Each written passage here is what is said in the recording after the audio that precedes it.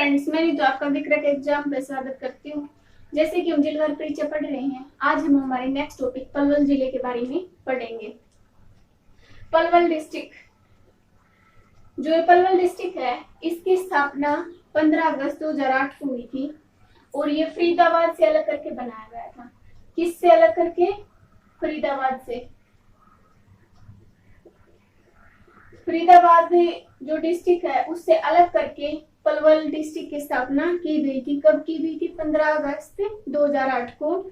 और ये अगर पूछा जाए कि पलवल है जो कौन से मंडल में आता है, वो फरीदाबाद मंडल में ही आता है। और जो ये पलवल है ना, इसका नाम पलवल कैसे पड़ा?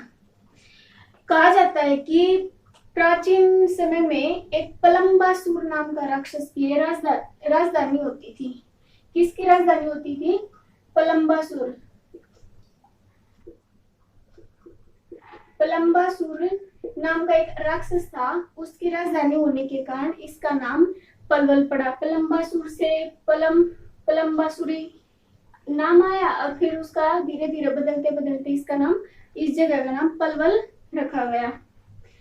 और जो ये पलवल है ना, इसका प्राचीन नाम, इससे पलम्बासुर से पहले इसका प्राचीन नाम कहा जाता है कि अपलवा था।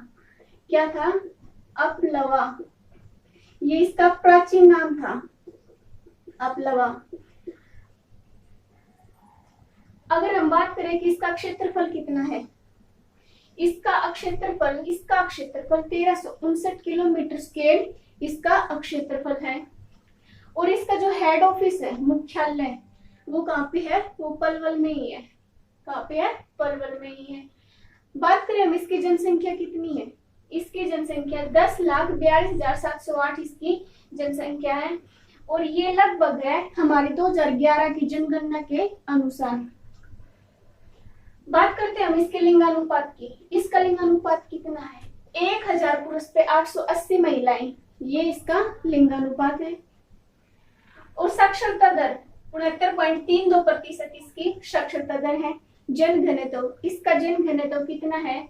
767 व्यक्ति प्रति किलोमीटर स्क्वायर इसका जन घनत्व है। बात करते हैं हम इसके तहसील की। इसकी 3 प्रमुख तहसीलें हैं। कौन सी हैं? एक है पलवल, होडल और हथीन। ये इसकी 3 प्रमुख तहसीलें हैं। ये इसके प्रमुख नगर भी हैं। खंड, इसके खंड कितने हैं? 3 तहसीलें हैं, 5 इसके खंड हैं।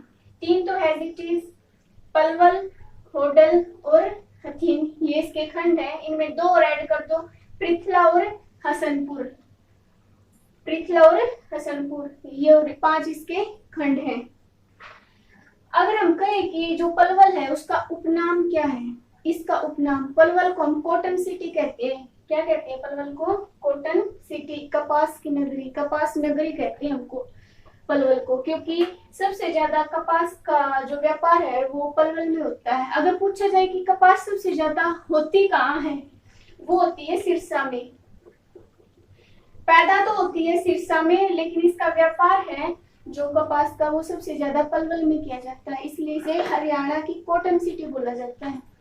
जो पलवल है ना, इसको गांधी नगरी भी कहा जाता है। अगर कभी एग्जाम में पूछा जाए, जैसे से पूछे कि हरियाणा की गांधी नगरी कौन सी है, वो गांधी नगरी भी पलवल को ही कहा जाता है। बात करते हैं हम इसकी कौन सी नदी है। यमुना नदी है पलवल में। और जो यमुना नदी है ना, ये हसनपुर है ना, पलवल में जो हसनपुर जगह है, हसनपुर से यूपी में प्रवेश करती है। जो यमुना नदी है पलवल के हसनपुर में से यूपी में प्रवेश करती है। अब बात करते हैं हम इसके प्रमुख व्यक्तियों की। सबसे पहले नाम आता है लाला मुरलीधर। सबसे पहले नाम आता है लाला मुरलीधर का, जो कि पलवल से हैं। इनका जन्म पलवल में हुआ था। जन्म कब हुआ था इनका? 1850 में इनका जन्म हुआ था। और अंग्रेजों ने ना इन्हें केसर हिंद और राय बहादुर ये उपाधियां दी थी इनको। केसर हिंद की उपाधि इन्हें 1904 में मिली थी और राय बहादुर की जो उपाधि है इन्हें 1898 में मिली थी। राय बहादुर की उपाधि 1898 में। और हमारे हरियाणा के जो पहले प्रथम जेल सत्याग्रही थी ना, वो भी लाला मुरलीधर थे। और जो ये लाला मुरलीधर है ना, इन्हें grand old man of Punjab कहा गया है, क्योंकि पहले हरियाणा पंजाब तो सेम ही थे, एक ही राज्य होता था।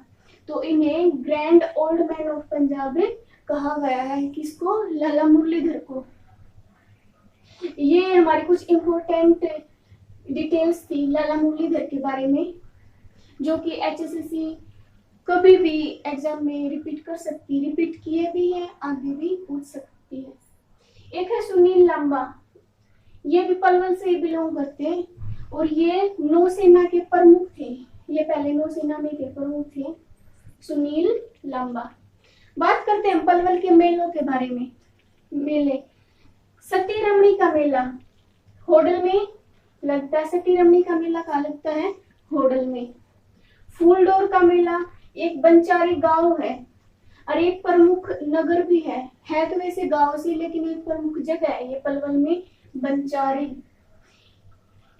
रक्षाबंधन का मेला पंचवटी में एक जगह है। जो पंचवटी है ना, ये जो पंचवटी है ये किससे बिलोंग करती है? पंचवटी है यूपी में, उत्तर प्रदेश में, भगवान श्री राम से बिलोंग से रिलेटेड है पंचवटी।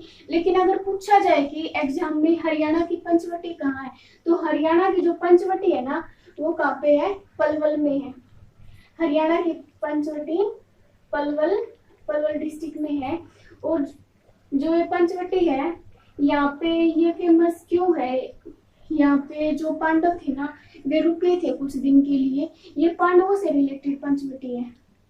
तो यहाँ पे रक्षाबंधन का बहुत बड़ा मेला लगता है। अगर हम बात करें स्टेडियम, पलवल में स्टेडियम है सुभाष चंद्र बोस स्टेडियम। कहाँ पे है? ये पलवल में है।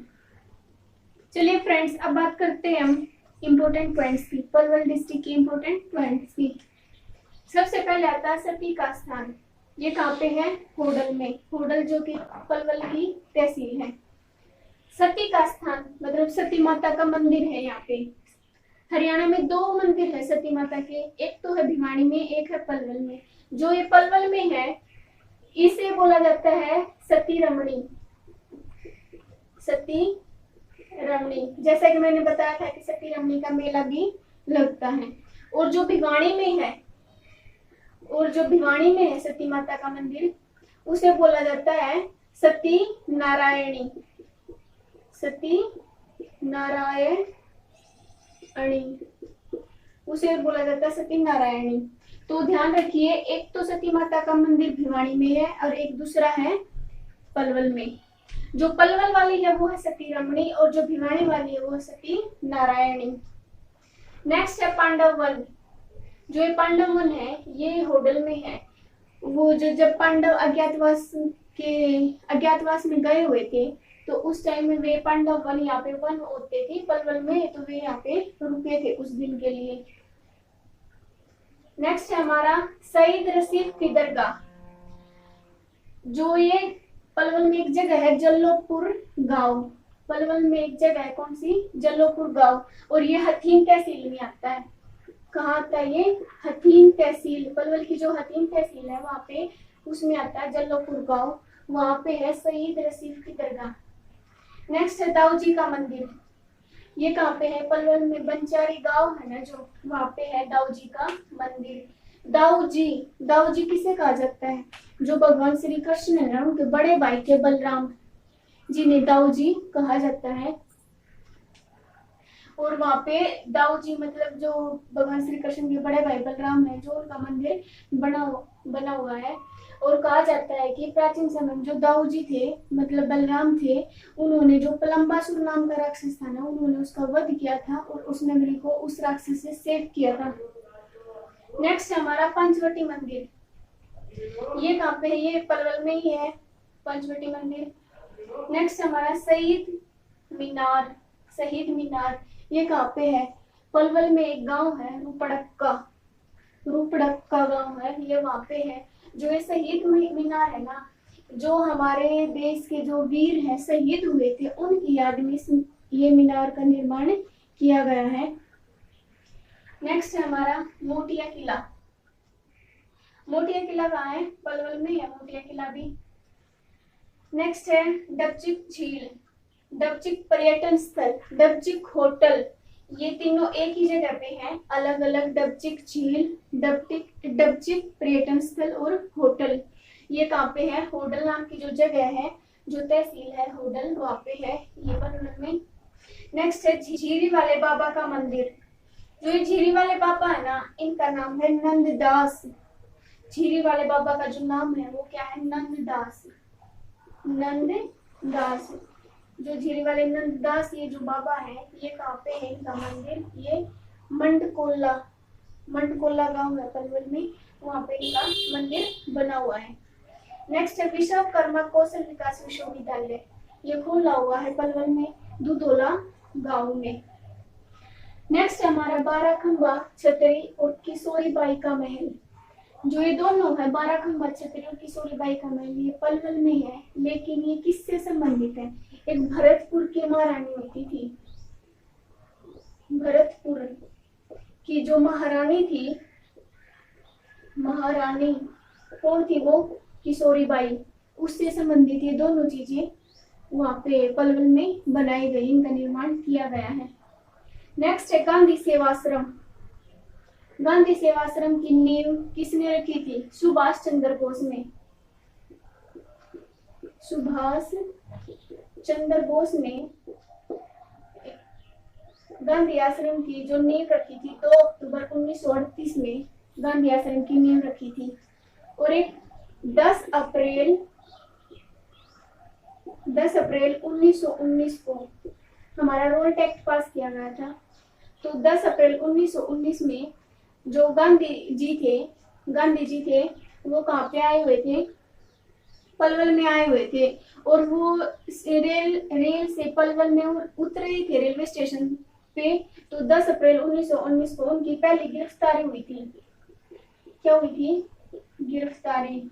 और 10 अप्रैल 1919 को गांधी जी की पहली राजनीतिक गिरफ्तारी हुई थी, और वो कहाँ पे हुई थी? पलवल में, पलवल स्टेशन पे, पलवल स्टेशन पे। और एक आता है 30 जुलाई 1919। 30 जुलाई 1919 को भी गांधी जी की गिरफ्तारी हुई थी, और वो भी रेलवे स्टेशन पे हुई थी। वो कहाँ हुई थी? वो हुई थी हिसार में, वो हुई थी हिसार में। सबसे पहले गांधी जी को राष्ट्रपिता किसने कहा था? सबसे पहले जो गांधी जी है ना, इनको राष्ट्रपिता किसने कहा था? सुभाष चंद्र बोस ने बोला था राष्ट्रपिता गांधी जी को। हमारा एक और नेक्स्ट पॉइंट है, जो सीएम मनोहर लाल खट्टर है ना, सीएम है जो हमारे मनोहर लाल खट्टर, मनोहर लाल खट्टर, इन्होंने जो पलवल स्टेशन है ना, जो पलवल का स्टेशन है, उसे हेरिटेज स्टेशन घोषित करने के लिए, कौन सा? हेरिटेज स्टेशन घोषित करने के लिए केंद्र सरकार से अनुरोध किया है कि पलवल स्टेशन को हेरिटेज स्टेशन बनाया जाए। चलिए फ्रेंड्स, आज के लिए इतना ही। नेक्स्ट क्लास में फिर मिलेंगे एक नए टॉपिक के साथ। अगर आपको हमारी क्लास अच्छी लगे तो इसे लाइक शेयर जरूर कीजिए और हमारे चैनल को सब्सक्राइब करना मत भूलिए।